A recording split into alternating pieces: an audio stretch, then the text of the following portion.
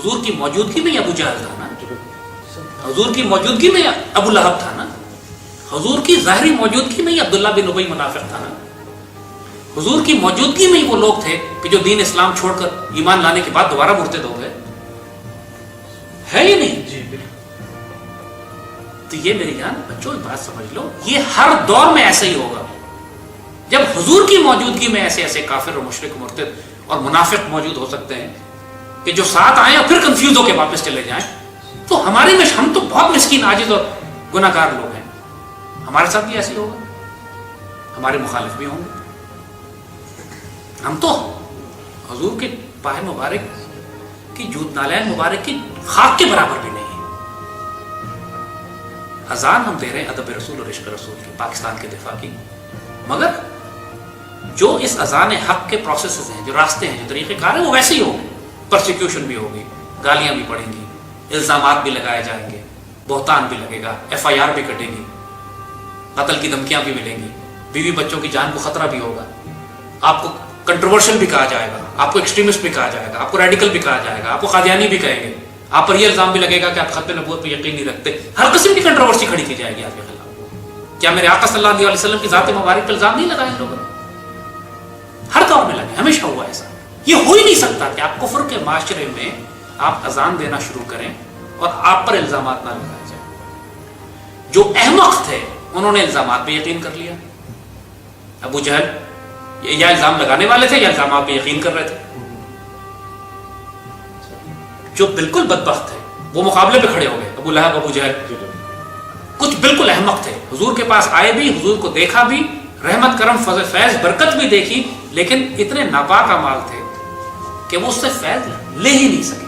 منافق ہو گئے. عبداللہ بن ابی بن گیا، کوئی کیا بن گیا، کوئی کیا بن گیا. اپنی مسجد بنا لی، مسجد ضرار الگ جا کے ہم اپنا گروپ بنائیں گے. بنائے نا اس وقت. آج بھی بہت سارے لوگ ہمارے ساتھ ایسے ہیں، ہمارے ساتھ آئے، ملے، دیکھا، مشن کو دیکھا، سب کچھ سمجھا، لیکن لیڈری کا شوق تھا. ہمارے یہاں کوئی لیڈر نہیں ہے، ہمارے ایک لیڈر ہے اللہ کے رسول، بس. ہم سب عاجز مسکین ہیں، ہم یہاں صرف خادم ہیں اللہ کے رسول کی بس. اور پاکستان کے ہمیں کچھ لینے آئی نہیں، کچھ مانگنے ہی نہیں آئے. کسی نہ ہم کسی کا کھاتے نہ کسی کا لیتے، نہ ہم کسی کو اجازت دیتے کہ ہمارے سر پہ کوئی احسان کرے، نہ ہم کسی کے سر پہ احسان کرتے. ہمارے لیے یہ احسان کافی ہے اللہ اس کے رسول صلی اللہ علیہ وسلم کا کہ انہوں نے ہم کو اجازت دی کہ ہم اس اذان کو دیں. یہ اتنی بڑی سعادت ہے کہ ہم ساری عمر بھی سجدے میں پڑے رہیں تو ہمیں اس کا شکر نہیں ادا ہو سکتا. حق تو یہ ہے کہ حق ہی ادا نہ ہو ہی نہیں سکتا اس کا ادا. کہ اس کفر کے دور میں اگر وقت کے فرعونوں کے سامنے اذان دینے کے لیے اگر اس فقیر کو اللہ نے منتخب کیا تو یہ سعادت ہے جس کا ہم جو مرضی شکر ادا کرنا چاہیں نہیں کر سکتے. اور یہ بات بالکل بتاتے سوائے اللہ کی توفیق اور اجازت کے یہ نہیں ہو سکتا. اس میں کوئی زور بازو کا کمال نہیں ہے. کوئی لوگ کہتے ہیں آپ کا علم بہت ہے، استغفر اللہ العظیم. کوئی علم ہمارا نہیں ہے. لوگ کہتے ہیں آپ کی نالج بہت ہے، آپ بولتے بہت اچھا ہے. کچھ بھی نہیں ہے استغفر اللہ العظیم. بڑے بڑے اچھے بولنے والے موجود ہیں. یہ سب کا سب جو کچھ بھی ہے سوائے اللہ کے کرم اور فضل کے، بزرگوں کی دعاؤں کے، استادوں کے، مرشدوں کی مار کے، ماں باپ کی تھپڑ کے. یعنی جب تک کہ مرشد کی، ماں باپ کی، بزرگوں کی مار تھپڑ نہ پڑے انسان اس وقت انسان نہیں بنتا. یہ کوئی اپنا زور بازو نہیں ہے. یہ بزرگوں کا ادب کرنے کا تحفہ ہے جو اللہ کے رسول صلی اللہ علیہ وسلم نے دیا ہے. یہ کرم اور فیض اور یہ اذان دینے کی اجازت دی ہے. تو نہ تو ہم کوئی کلیم کر رہے ہیں، نہ ہم کوئی دعویٰ کر رہے ہیں، نعوذ باللہ. نہ ہمارا کوئی یہ کلیم ہے کہ یہ کام اللہ ہم سے ہی لے گا. ہمارا کام اذان دینا ہے. ابھی نہ اس وقت ہم سیاست میں جا رہے ہیں، نہ اس وقت ہم پالیٹکس میں جا رہے ہیں، نہ ہم کوئی سیاسی جماعت بنائیں گے، نہ کوئی گروہ بنائیں گے. لوگوں کو نظر نہیں آیا کیا پھر بھی کہ ہم یہ جو اذان دے رہے ہیں کس لیے دے رہے ہیں؟ کوئی مشکل کام تھا کہ امریکیوں نے ہمیں خریدنے کی کوشش نہیں کی؟ ہمارے دفتر پہ لا کے 50-50 لاکھ روپیہ ٹیبل پہ لوگوں نے رکھا ہے.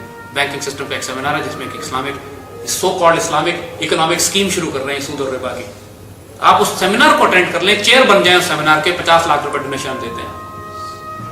کیونکہ ہم اس کو اٹینڈ کر لیتے ہیں تو اس کا مطلب یہ ہوتا ہے کہ وہ اسکیم جو ہے وہ ہم نے جائز قرار دے دی.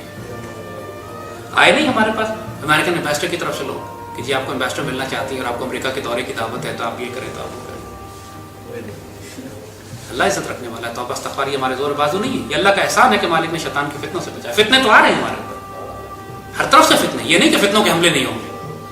فتنوں کے شیطان کا حملہ زندگی کے آخری سانس تک جاری رہتا ہے. سوائے اللہ کے فضل کی کوئی چیز نہیں بچاتی آپ کو. انہوں نے پھر وہی بات الزامات لگانے شروع کیے، مولویوں کو استعمال کیا، جھوٹے الزامات، FIR، قتل کے FIR. اور وہ سو کالڈ جو اپنے آپ کو عالم دین کہتے ہیں، جو سو کالڈ وہ لوگ کہ جو اپنے آپ کو دین کی نمائندگی کرنے والے کرتے ہیں، عالمی مجلس تحفظ ختم نبوت، لا حول ولا قوت، نام دیکھو کتنا متبارک ہے، اب پتہ ہے ان کو اچھی طریقے سے کہ جھوٹے الزامات انہوں نے لگائے، جھوٹی ایف آئی آر کٹوائی، لیکن بے شرم لوگ واپس نہیں لیتے اس کو. They know it very well. They know it very well کہ انہوں نے سب غلط ایف آئی آر کاٹی، غلط الزام لگائے. یہ ان کا دین ہے. جب ہم نے کام شروع کیا تھا نا تو ہم کو صاحب نظر صاحب بصیرت لوگوں نے یہ بات صاف صاف بتا دی تھی کہ بیٹا یہ قدم قدم قیامت ہے، یہ سواد کوہ جانا ہے، جسے زندگی ہو پیاری وہ یہیں سے لوٹ جائے. تمہارے ساتھ نہیں چلیں گے لوگ، زیادہ تھوڑے لوگ چلیں گے، بہت تھوڑے لوگ. ہمیں بات پہلے سے بتا دی، اسی لیے آپ کو یاد ہوگا کہ پچھلے سال ویک اپ کا بھی جب ہم پروگرام کر رہے تھے تو ہم نے لوگوں کو صاف صاف کہا تھا کہ بڑی سخت آزمائشیں آئیں گی، امتحان آئیں گے. یہ نہ اپنے پورے لیکچر میں ہم کہا کرتے تھے بڑے ٹیسٹ آئیں گے، بڑے امتحان، بڑی آزمائشیں آئیں گی، شکایت نہ کرنا. لوگوں نے اس وقت بڑا کہا تھا کہ ہم ساتھ دیں گے، آنے دیں، ہم دیکھ لیں گے، یہ ہوگا اور وہ ہوگا. جب پہلا طوفان آیا، الزامات لگے، طوفان مچا، گورنمنٹ نے کریک ڈاؤن کیا، پولیس نے راستے روکے، ایسے غائب ہوئے کہ آج تک ہمیں شکل ہی نظر نہیں آئی. وہ گئے کدھر وہ لوگ، پتہ ہی نہیں لگا گئے کدھر وہ لوگ. اس وقت بڑے دعوے تھے، ہم یہ کر دیں گے، وہ کر دیں گے. اور وہ 23 مارچ 2010 کے بعد بڑی چھانٹی ہوئی، بہت بڑی چھانٹی ہوئی، اور اللہ کا شکر ہے کہ چھانٹی ہوئی. اس لیے کی بات ہم نے بتائی. دیکھیں ہمیں کئی باتیں بزرگوں نے بتائی تھی، اللہ کے بندوں نے کہا تھا بیٹا جب تم یہ اذان دو گے نا، بڑا ساتھ دیں گے، 2 قدم چلیں گے، پھر پیچھے نکل جائیں گے، پرواہ نہ کرنا، چاہے اکیلے رہ جاؤ، آگے بڑھنا ہے. اس راستہ بہت سخت ہے، آسان نہیں ہے. لوگ سمجھتے ہیں، بہت نعرے وارے بہت لگاتے ہیں لوگ، ہم یہ کر دیں گے، ہم وہ کر دیں گے، ہم ساتھ آ جائیں گے. اپنی جان، مال، عزت، آبرو، ایمان، روپیہ، پیسہ سب خرچ کرنا پڑتا ہے. ایسی تو نہیں ہوتا. لن تنالوا البر حتى تنفقوا مما تحبون، قرآن کی آیت ہے. کبھی بھی تم اللہ کی قسم تم نیکی تک، خیر تک، اللہ کے رسول تک نہیں پہنچ سکتے جب تک جو چیزیں تمہیں محبوب نہ ہو ان کو قربان نہ کر دو. ہر ایک کے لیے محبوب ہو اپنی چیزیں. کسی کے لیے جاب محبوب ہے، کسی کے لیے بیوی بچے محبوب ہے، کسی کے لیے کیریئر، خاندان محبوب ہے، کسی کے لیے امریکہ کا ویزا محبوب ہے. کچھ تو محبوب ہے نا لوگوں کو، کوئی چیز تو خدا بنی ہوئی ہے نا. اس بیریئر کو کراس کرنا پڑتا ہے. ہمیں کہا تھا ڈیڈ اینڈ وونڈڈ نہ اٹھانا.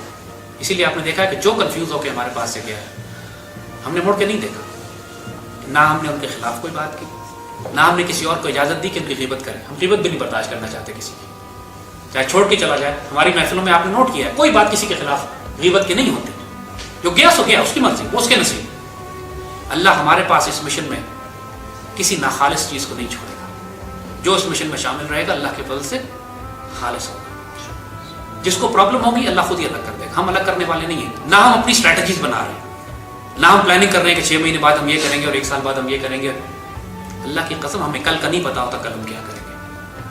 لوگ سمجھ رہے ہیں کہ کتنی بڑی اسٹریٹجی اور پلاننگ بنا کے ہم کام کو کر رہے ہیں. ہمارے لیے اللہ جو دروازے کھولتا ہے ہم اس میں سے گزر جاتے ہیں.